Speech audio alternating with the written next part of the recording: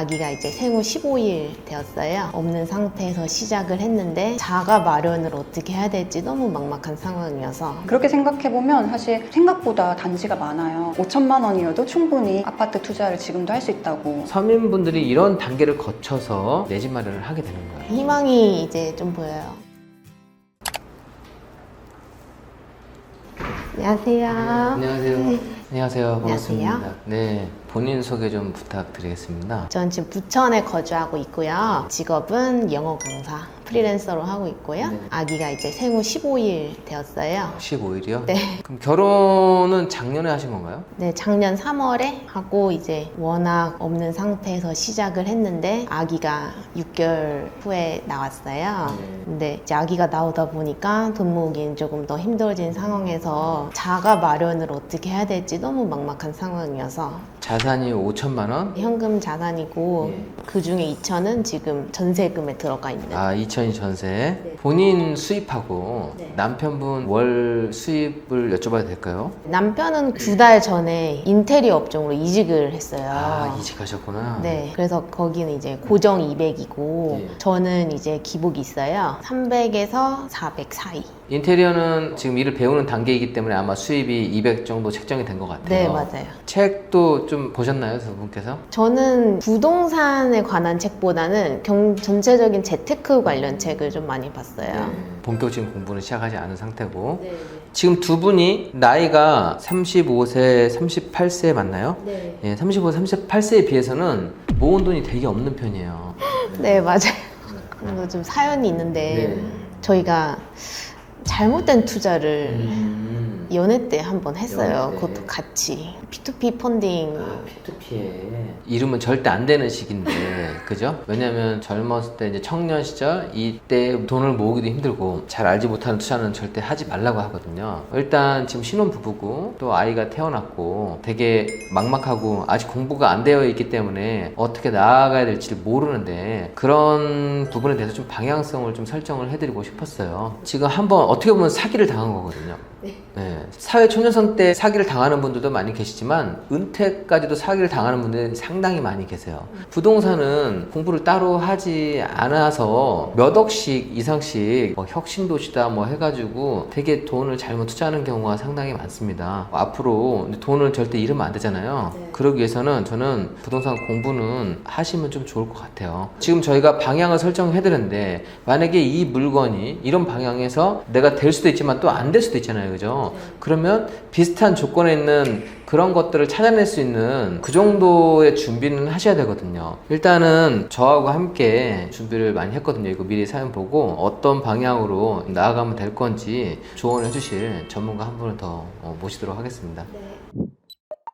제가 사연을 좀 읽어봤는데요. 지금 부천에 있는 55제곱의 분양가 4억 2천짜리를 가지고 계시거든요. 그리고 2028년도 입주인데 제가 결론적으로 얘기하면 2028년도까지 신혼희망타운만 바라보고 있으면 길다 이렇게 답변 드리고 싶고요. 가장 중요한 게 신혼희망타운이 수익 공유형 모기지예요. 알고 계시죠? 그래서 매도하거나 대출 상환할 때 정부에서 50%를 가져가거든요. 많이 올라도 나한테 수익이 많이 될까 이런 의문이 있고요.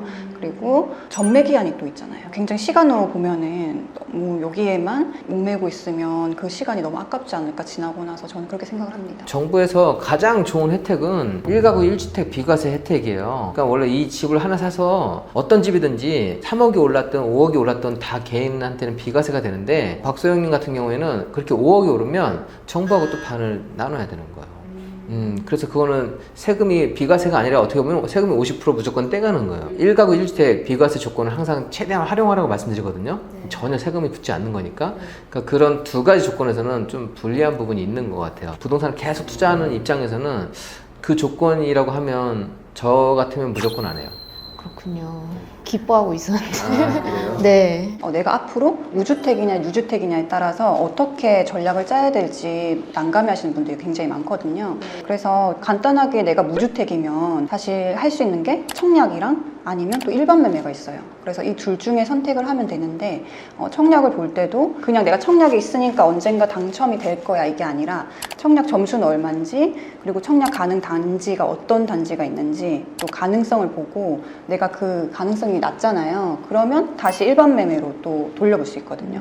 그렇게 해서 일반 매매를 한다고 해도 그냥 하는 게 아니라 보유 현금이 5천만 원 있잖아요. 그럼 5천만 원으로 살 수 있는 게 어떤 게 있을까 또 생각을 해보는 거예요. 그래서 5천만 원으로 대출을 받아서 추가해서 살 건지 아니면 대출이 지금은 적게 나오기 때문에 전세를 끼고 사는 갭 투자를 해서 나는 월세를 산다든지 이렇게 선택을 한 다음에 이제 매수 단지를 고르는 거예요. 내가 가고 싶은 집이랑 입지 같은 걸 미리 지금부터 손품을 팔아 놓으시면 훨씬 더 자산 모으는데 더 빨리 될 수도 있고 아니면 대출이나 이런 거 알아보면서 또 다른 기회가 있을 수 있거든요.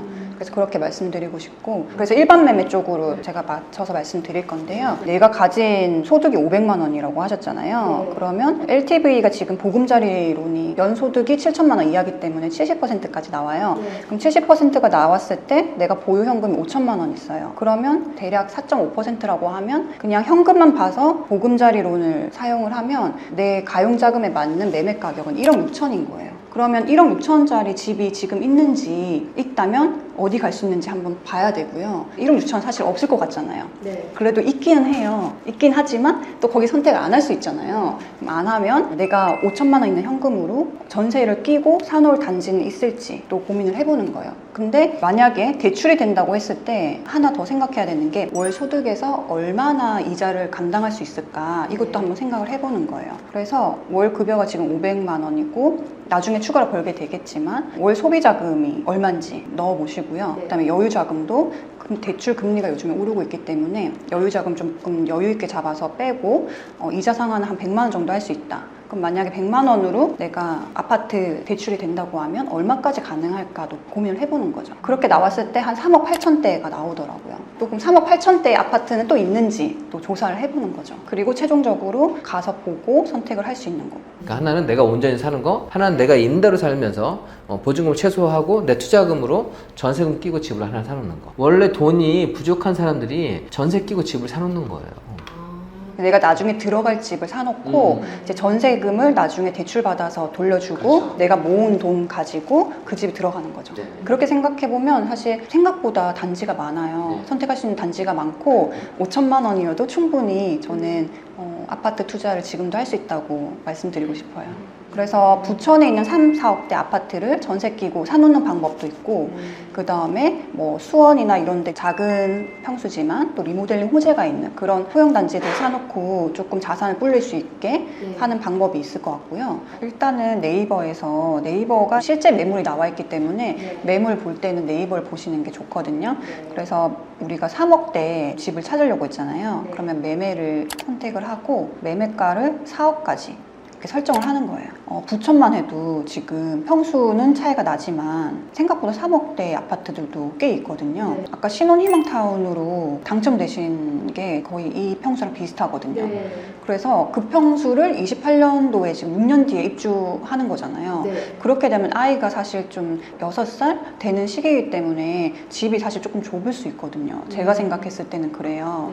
그래서 그 28년도에 들어가는 너무 소형보다는 지금 돈을 불릴 수 있게 차라리 사놓고 6년 뒤에 시세 차익이 많이 나는 아파트를 사놓는 게 좋지 않을까 좀 생각을 해봤고요. 여기 부계동에 있는 부계주공 7단지가 있어요. 957세대인데 이건 1층이긴 하지만 방도 3개고 평수가 23평인데 전세가 한 3억대 나오고 있어요. 그래서 1층인 거 감안해도 어쨌든 그 정도 선이니까 이것만 봐도 가격 차이가 5천만 원 있으면 살 수 있는 거잖아요. 물론 취등록세도 들고 하지만 이제 그런 거 봤을 때 이런 단지를 사놔도 괜찮지 않을까. 이걸 추천하는 건 아니지만 전세가가 지금 오른 속도가 워낙 빠르고 또 하반기부터 전세가 또 모자르잖아요. 그런 걸 봤을 때 충분히 매매가 전세가만큼 또 오를 수 있는 단지여서 내가 소액으로 들어가더라도 손해 없이 충분히 좀 안전하게 오를 수 있다. 이런 식으로 찾아서 보시면 사실 부천에도 전세를 놓을 수 있는 단지를 찾는다고 하면 사실 1, 2천 차이 나는 것도 있긴 하거든요. 그렇게 또 접근을 해서 내가 발품을 팔면 그런 매물을 또 찾을 수 있어요.